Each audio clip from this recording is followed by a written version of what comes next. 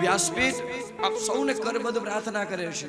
આ કથા આપણને શીખવે છે કે અત્યારે એક ટ્રેન્ડ ચાલે છે, બહેનોને કહું છું, એક ટ્રેન્ડ જે તમારામાં અત્યારે ચાલ્યો છે કે હમ દો ઓર હમારે એક, આપણે બે અને આપણો એક જ।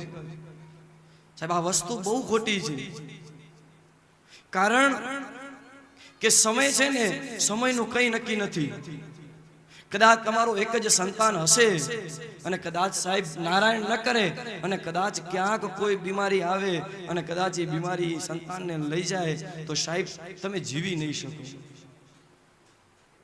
કમસે કમ સાહેબ બની શકે ને તો 2 થી 3 સંતાનો કરજો સાહેબ, કે જેથી તમારો સહારો બની શકે।